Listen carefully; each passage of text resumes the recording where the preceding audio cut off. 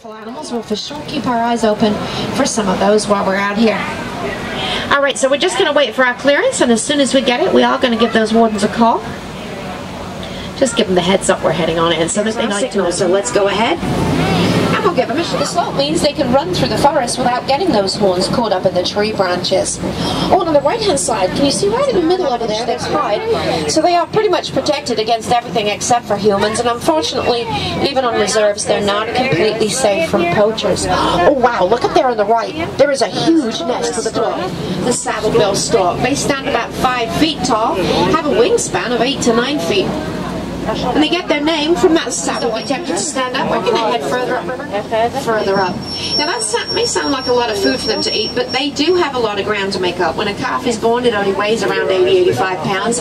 Fully grown, they can tip the scales at around 5 pounds. Look at these blackbird fish into shallow water for easy feeding. Wow. And you do get a great look at all those hippos there. Look at all that. And by the way, if you've ever wondered what a group of hippos is called, you know, like you have a herd of cattle, a flock of birds, a hippos is a bloat. You have a bloat of hippos. Wow, now they are larger and much more aggressive than American alligators. They grow to about 20 feet in length and have bone-crushing power in those jaws. And if you see any laying with their mouths drought by storing water in its great big sponge-like trunk, and by staying leafless for about 9 months out of every year, which gives rise to its nickname, the upside-down tree, because it looks like it's from East Africa. Oh, you might recognize these animals right in front of us. Those dark brown ones with the long curved horns, those are those sable antelope. You remember we saw the carving of them at the front? They are the official emblem of the reserve. Now their dominance within the herd is shown by the darkness of their coat. The darker the coat, the more dominant they are in the herd. Right behind there, those pale brown animals, they are impala, and they are incredible jumpers. They can leap for lengths of about 30 feet in one bound. Put that in perspective, that would be the whole length of this truck in just one jump. Now these grasslands are a super highway for millions of migrating animals each year, as well as being home to some of the more famous ones like lions and elephants.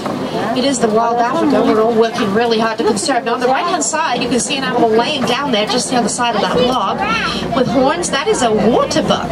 Now true to their name, they do like to stay fairly close to the water, and they actually secrete an oil that waterproofs their coat. Patterson's eland, and they are Africa's largest antelope. The males can stand 6 feet tall just to their shoulders, not even counting in there. Baby giraffe up there on the right. Oh my goodness. Now he's a reticulated giraffe. I'm sure Mama's close by.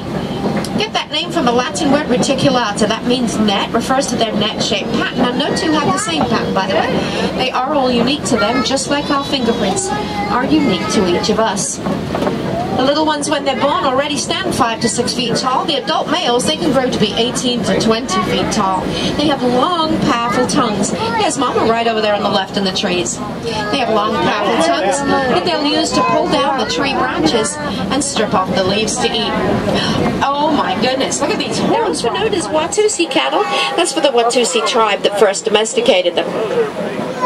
The cone-shaped mounds either side here are termite mounds. Termites make them from dirt mixed with their saliva. Then the sun bakes them as hard as concrete. Use those as lookout mounds. They stand on them to watch out for lions in long grass. And on the left, look at these cute little guys here. Now, if they were to stand up, you'd see they have white legs, and you've seen adults. They only weigh around 60 pounds at most. They can run really fast, though. They can reach speeds of up to about 50 miles an hour on those little legs they make. Wow, we are doing really well, folks. We have seen a whole bunch of animals for our first day out here. Shaping up to be a great 2 weeks out here. All we need is for the rain to hold off, make dry camp, and it'll be perfect.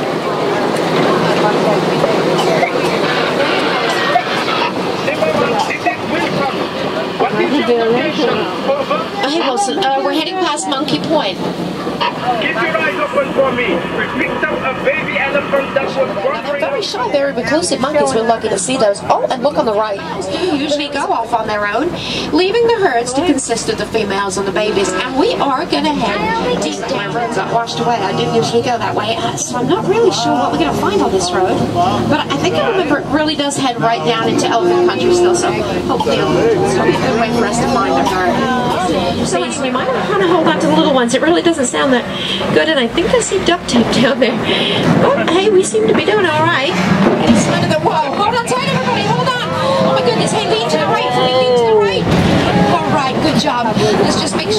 this bridge and let's get out of here. Hey, nice job cleaning, folks. These beneficial minerals that they sometimes lack in their diet. Look down here in the wet.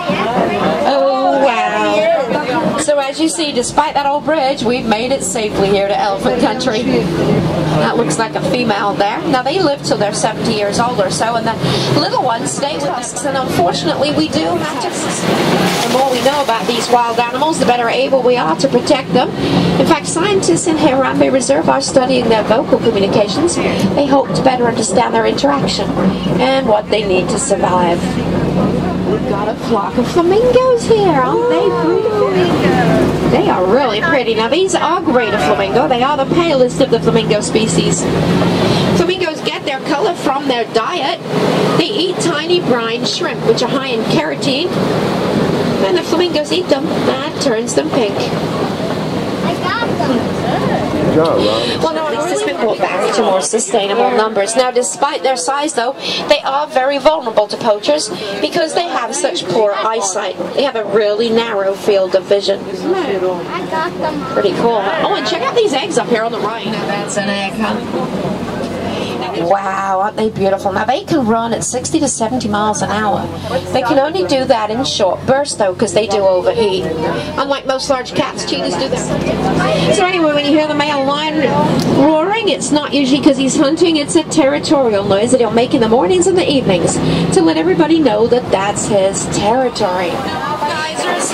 Oh, I hate geysers. Oh, I heard gunshots. Did you hear that? Hey, I don't know about you, but I think we better get out of here. Hold on, folks. Let's make a bit of a run for it. We'll go as fast as we can anyway. Oh, no. More geysers. More geysers. Hey, you know what? There's a camp up there. Let's go check that out. Hey, Wilson, it looks like we might have found the poacher's camp. Oh, no. It's deserted. Wilson, I think we might be too late. Oh, not to worry. You drop them right into my... Hey, glad we could help, Wilson.